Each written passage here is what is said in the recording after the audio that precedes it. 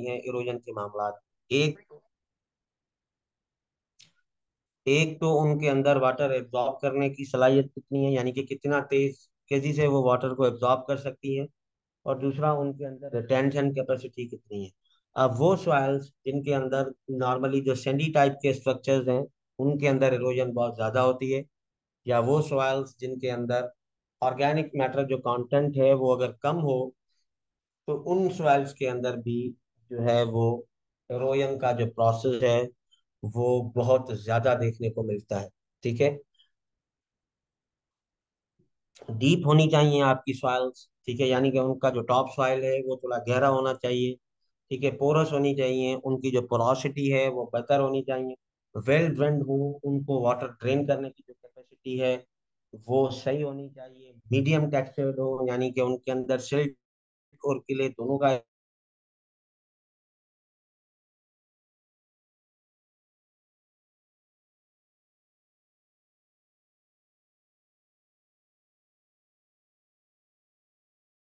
एक कॉम्बिनेशन होता है। यहाँ पर देखिए टॉप सॉइल और सब सॉइल में फर्क होता है। टॉप सॉइल वो फर्टाइल लेयर होती है सॉइल की, जिसके अंदर जो है वो आपकी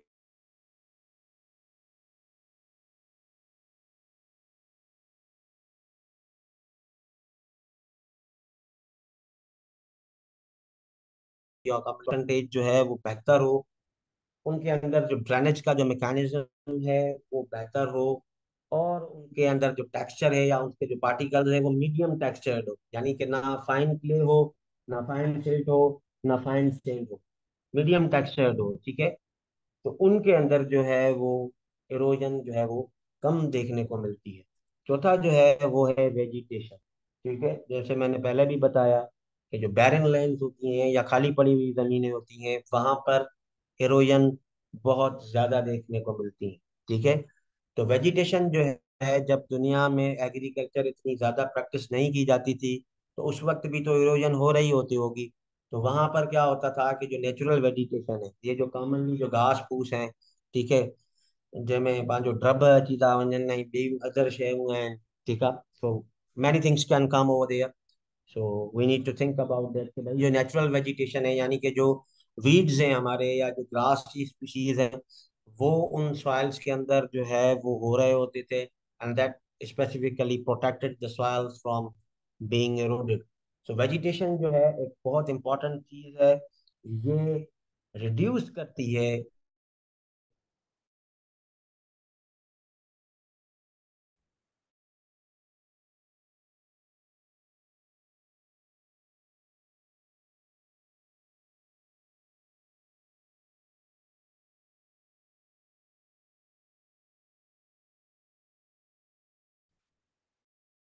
अब हमने जो है वो हमारी नेचुरल वेजिटेशन थी, हमने जो है आप क्या करता है, देखें एक चीज आप, एक आपकी सॉइल के ऊपर एक रेन ड्रॉप डायरेक्ट आके गिर रहा था, लेकिन दूसरा ये था कि वो पत्ते से टकराया, उसकी स्पीड कम हो गई, अब आके गिरा। तो ये क्या करते हैं कि सबसे पहले अगर वहां पर वेजिटेशन हुई हुई है, एक तो ये रेनफॉल का जो हिट करने की जो स्पीड है या उसके जो टकराने का जो मैग्नीट्यूड है उसको कम करते हैं। उसके बाद वेजिटेशन के जो पत्ते झड़ते हैं या उन ग्रासेस के जो है वो चीजें जो है वो फॉल ऑफ होती हैं, उनके पत्ते गल चढ़ के कट जाते हैं, तो वो जमीन को एक जो है वो कवर दे देते हैं। ठीक है। और इससे क्या होता है कि भाई आपकी सॉइल की फिजिकल प्रॉपर्टीज भी जो है वो वो चेंज हो जाती है। ठीक है। अगर आपका किसी भी स्पेस का जो है वो कोई भी एरिया जो है वो कवर अप, तो इरोजन जो है वो कम होना जो है रह जाती है। ठीक है। किसी भी सरफेस का अगर 30% जो है वो आपने कवर अप कर लिया है, ठीक है, तो आपकी जो इरोजन है वो कम होना जो है वो शुरू हो जाएगी। So these were the four factors जो कि कॉजेज है, मेजर कॉजेज हैं। देखें, स्लो पे अगर आपकी जो जमीन है वो ढलान के ऊपर है, तो अब आप इरोजन को कैसे कंट्रोल कर सकते हैं? Not possible. क्योंकि ऊपर से पानी आएगा, उसने जो है वो इस पर स्लोप मिला हुआ है। आपकी लेट्स सपोज आपकी सॉइल में प्रॉब्लम है, तो सॉइल को आप क्या कर सकते हैं? आप वेजिटेशन नहीं लगा रहे, वेजिटेशन आपको करनी चाहिए, फेलो लैंड नहीं छोड़ते भाई। These are the major reasons of जो है वो वाटर इरोजन। प्रिवेंशन कैसे कर सकते हैं? ठीक है। कैसे आप वो कंट्रोल कर सकते हैं। ठीक है। तो सबसे पहला जो पॉइंट है वो यही है कि भाई लैंड को उसकी कैपेबिलिटी के अकॉर्डिंग यूज करें। कैपेबिलिटी का मतलब ये होता है कि लैंड कैपेबिलिटी क्लासेस होती हैं जिसमें हम ये देखते हैं कि भाई ये जमीन ये यूज की जा सकती है।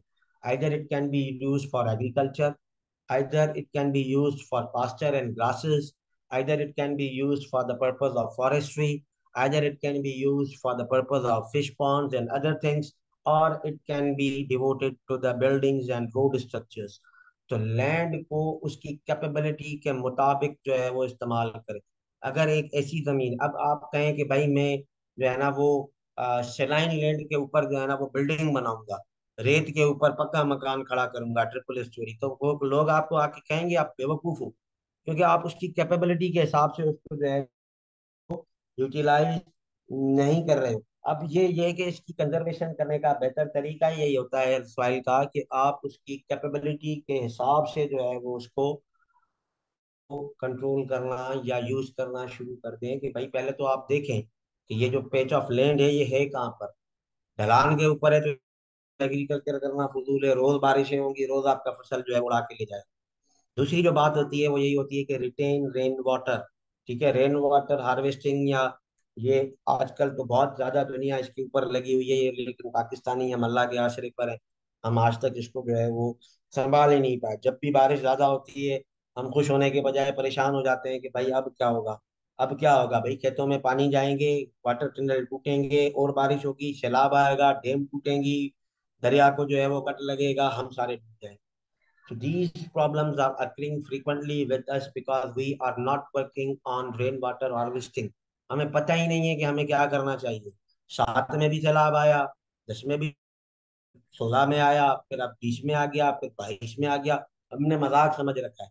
ठीक है, हम कुछ करते खुद नहीं है। We are not working for the betterment of our self and at the end of the day हम उसको नेचुरल डिजास्टर बना देते हैं कि भाई कुदरती आफत थी। अरे भाई तो आप उसके लिए कुछ करो ना, उसकी हार्वेस्टिंग की कुछ टेक्निक बनाओ।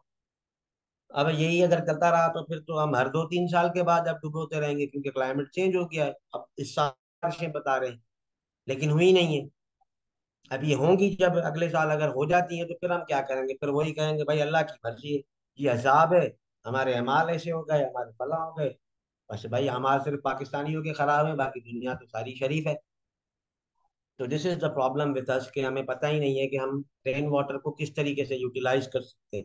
ये एक कुदरत की नेमत है जिसको हमने अपने लिए आफत बनाया हुआ है। ठीक है। तो रेन वाटर को भी जो है वो रिटेन करना जो है वो हमें सीखना चाहिए। हम अपनी सॉइल्स को उस तरीके से जो है वो करें ताकि इससे जो है वो हमें फायदा हो। Minimise run off, run off को जो है वो मिनिमाइज करना चाहिए। ठीक है।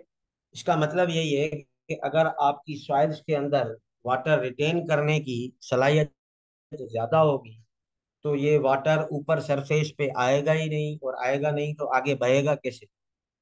तो आपको जो है वो ऐसी प्रैक्टिसेस अडॉप्ट करनी चाहिए कि जिससे आपका जो रेन वाटर है वो आपकी जमीन में ही रहे, यानी कि अंदर चला जाए। इतनी बेहतर आपको उसको जो है वो बनाना चाहिए। उससे क्या होगा कि आपका रन ऑफ जो है वो कम हो जाएगा, बहुत कम पानी होगा जो आपकी ऊपर वाली सरफेस के ऊपर से गुजर के जाएगा। उससे ये होगा कि इरोजन खुद ब खुद खत्म हो जाएगी। अब हमारे पास क्या होता है कि हम जमीन को सही तरीके से टिलेज ही नहीं करते उसकी। हमने उसके अंदर मशीनें लगा लगा के उसके अंदर इतनी कॉम्पेक्शन कर दी है कि हमारा इरिगेशन वाटर जो किसी दौर में एक दिन में सूख जाती थी अब 6 दिन में जाके सूखती है। So we are not working on that.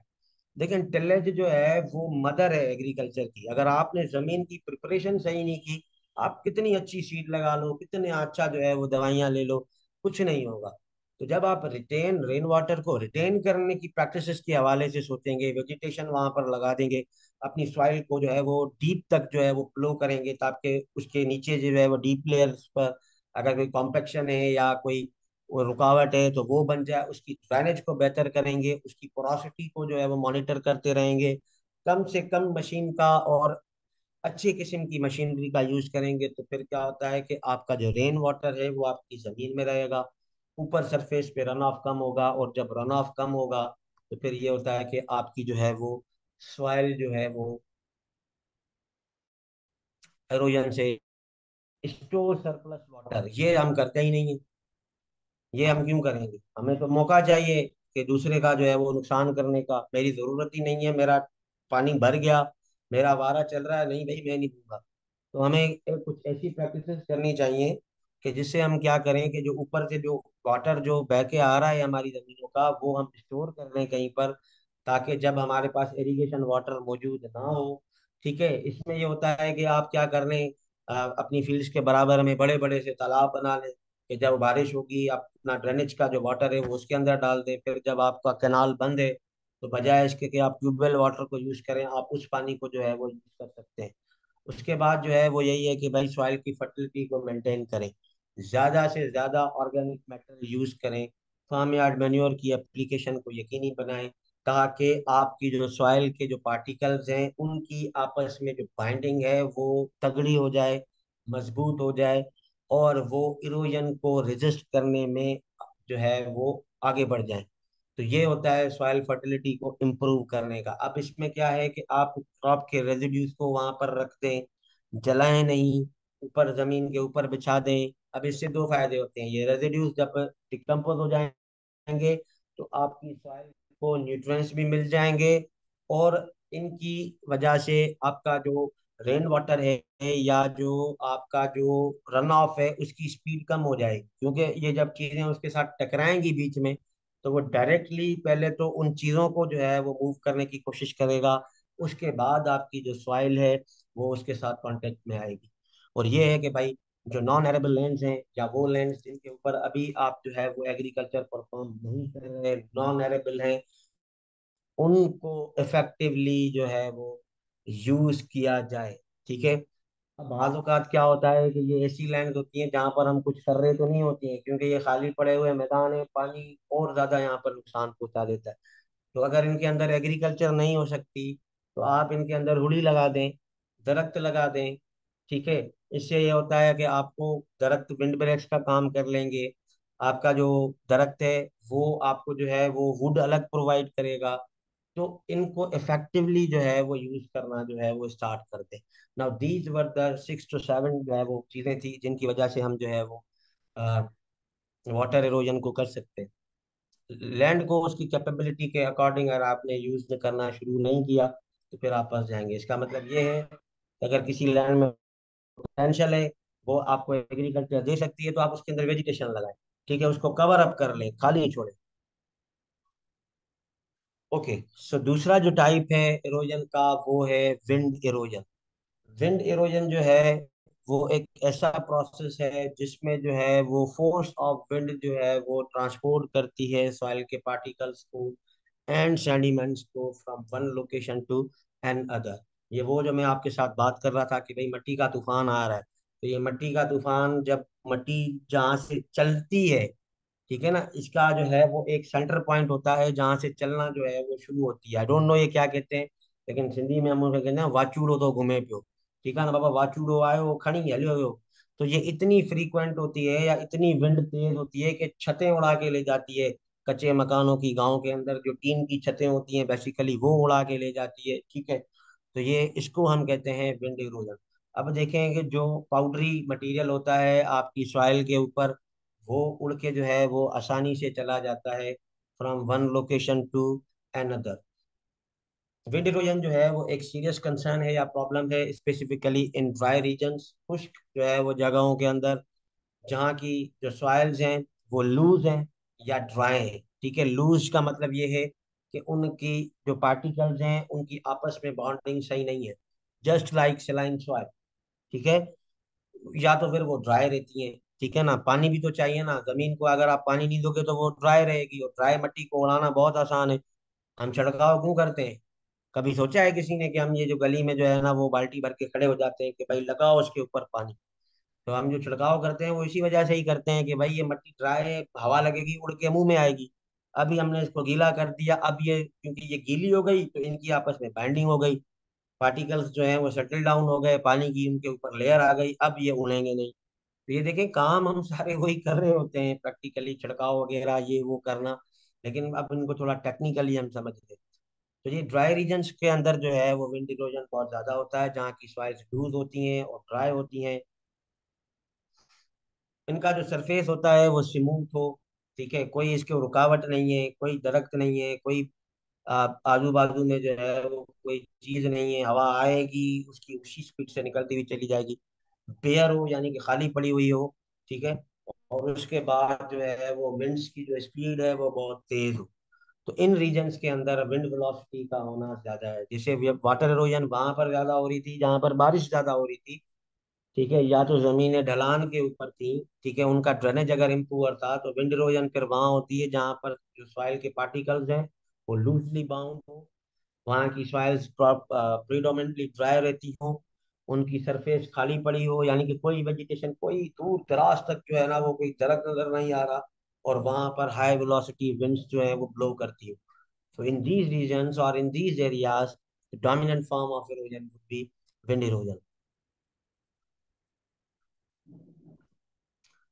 अब सॉइल की मूवमेंट के टाइप्स के हवाले से ही विंड इरोजन की टाइप्स है। जैसे हमने वहां पर पढ़ा था कि भाई रेन ड्रॉप इरोजन है, स्प्लैश इरोजन है, ठीक है, रोल इरोजन है, शीट इरोजन है, यहाँ पर फिर सॉइल की मूवमेंट को मद्देनजर रखते हुए हम ये कहते हैं कि भाई क्या हो रहा है।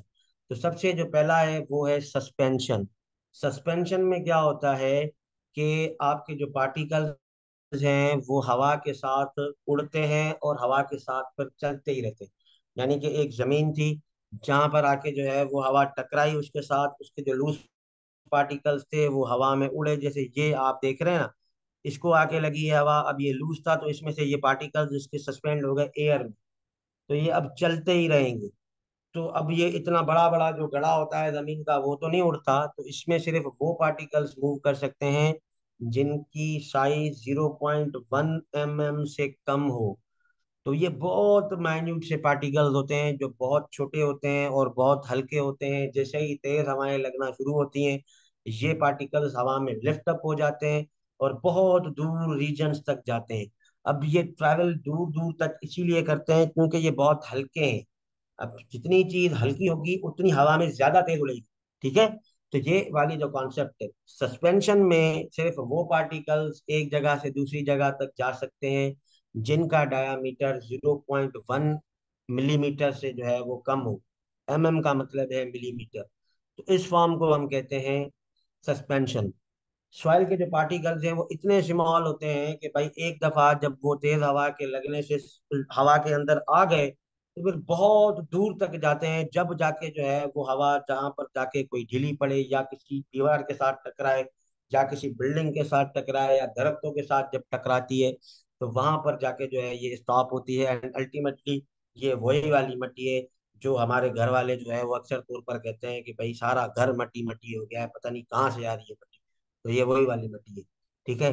बाज़ औक़ात आपने देखा होगा कि अगर कहीं पर रोड वगैरह बन रहे होते हैं, कंस्ट्रक्शन का काम होता होता है, कहीं कोई बिल्डिंग्स बन रही होती हैं, तो उनके जो इर्द गिर्द के इलाके हैं वहां पर मिट्टी का बड़ा अजाब होता है, मिट्टी उड़ रही होती है ऐसे जैसे जो है ना वो किसी ने जो है ना वो उसका जो है ना वो बरसात की हुई हो मिट्टी की। तो ये जो हमारे घरों में मिट्टी आती है वो आमतौर पर ये वाली मिट्टी है, क्योंकि हवा जहाँ से आई थी, अब हमारे पास तो पता नहीं कहाँ से आ रही है। तो ये चलती चलती पार्टिकल्स को उठाती उठाती लेकिन आखिरकार जहां पर जाके रुकेगी, सारी डंपिंग उधर हो जाएगी और फिर हम रोते रहेंगे कि यार सारा घर मट्टी मट्टी हो गया। This is called a suspension. Suspension का मतलब ये है कि तेज हवा के चलने से जब पार्टिकल्स हवा का हिस्सा बन जाएं और बहुत दूर जाके जो है वो डिपॉजिट हो, तो ऐसी मूवमेंट ऑफ सॉइल पार्टिकल्स को कहते हैं सस्पेंशन। यानी कि एक दफा वो जब हवा में आ गए तो अब गिरेंगे वहां पर जाके जहां पर आपकी जो है वो विंड जो है उसकी स्पीड कम हो जाएगी, ठीक है। तो पहला तो फॉर्म ये है। अब इसमें सिर्फ वो पार्टिकल्स जो है वो ट्रैवल करते हैं या मूव करते हैं जो प्रैक्टिकली बहुत छोटे होते हैं, और यही वजह है कि ये लॉन्ग डिस्टेंसेस जो है वो ट्रैवल करते हैं। दूसरी मूवमेंट होती है क्रीप। क्रीप का मतलब है रेंगना, ठीक है। जैसे ये आप देख रहे हैं यहाँ पर, देखें क्रीप क्या है। क्रीप ऐसी मूवमेंट है या ऐसी फॉर्म है जिसके अंदर 0.5 mm से जो पार्टिकल्स बड़े होते हैं वो मूव करते हैं। 0.1 mm छोटा है, 0.5 mm बड़ा है, और 0.5 mm से भी बड़े वाले जो पार्टिकल्स है, ठीक है। तो इसका मतलब ये है कि क्रीप जो है वो सस्पेंशन के मुकाबले में ज्यादा बड़े पार्टिकल्स की मूवमेंट को कहा जाता है, जिनका साइज 0.5 mm से ज्यादा हो। इसमें क्या होता है कि पार्टिकल्स जो है वो हवा में लिफ्ट नहीं होते, बल्कि हवा की वजह से रेंगते रहते हैं। जैसे हमारा कोई कागज गिर जाता है ना, तो वो उड़ के नहीं जाता हवा की वजह से, ठीक है। वो क्या करता है, पहले हवा लगी, थोड़ा आगे ट्रेवल हुआ, फिर हवा लगी, फिर आगे चला गया, फिर आगे चला गया, अल्टीमेटली एक जगह पर जाके रुक जाता है। तो इससे क्या होता है कि भाई क्रीप के अंदर जो पार्टिकल्स हैं वो हवा का हिस्सा नहीं बनते, बल्कि हवा के लगने की वजह से सॉइल की सरफेस के ऊपर रेंगते रहते हैं, और रोल होते हुए लगते हैं, और अल्टीमेटली ये चलते ही रहते हैं। जैसे आप ये देखें ना, ये उड़ा है ही नहीं।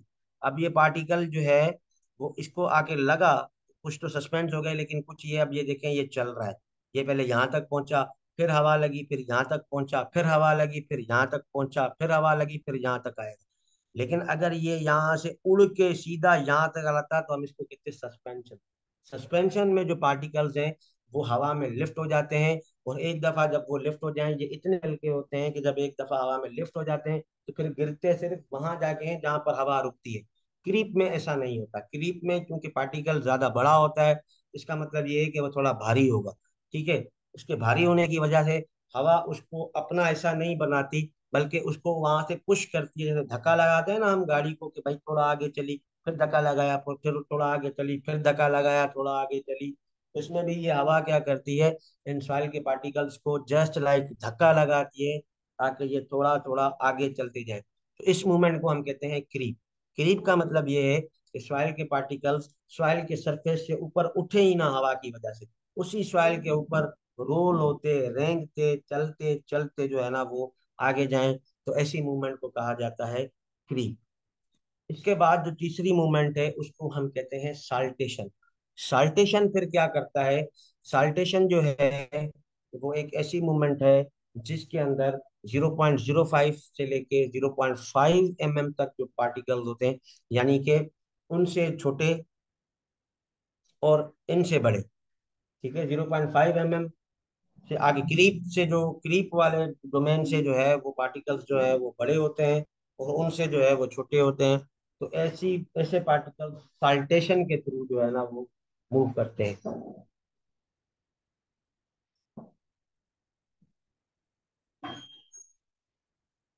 ठीक है? अब ये साल्टेशन में क्या होता है, साल्टेशन में फिर ये होता है कि मटेरियल एक दफा हवा में लिफ्ट हो गया, फिर गिर जाएगा, ठीक है। फिर उसको हवा ऊपर उठाएगी, फिर जो है वो गिर जाएगा, फिर ऊपर उठेगा, फिर गिर जाएगा।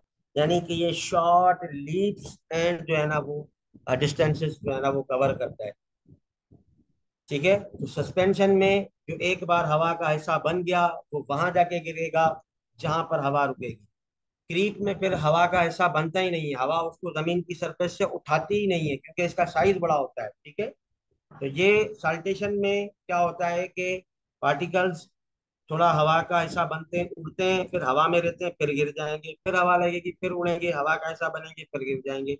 इस तरीके से ये जो है वो छोटे छोटे गैप्स के अंदर जो है वो डिस्टेंसेस ट्रेवल करते हैं, ठीक है। तो ये थी विंड इरोजन। अब हम एक छोटा सा जो है वो ओवरव्यू करते हैं कि भाई पाकिस्तान के अंदर इरोजन का मसला कहाँ कहाँ पर और कितना पाया जाता है। This slide is very important, ठीक है, क्योंकि इसके अंदर डेटा है। और ये स्लाइड जो है वो इम्पोर्टेंट इसी वजह से है कि इसके अंदर जो नंबर्स हैं, नंबर्स को याद रखना बहुत जरूरी होता है।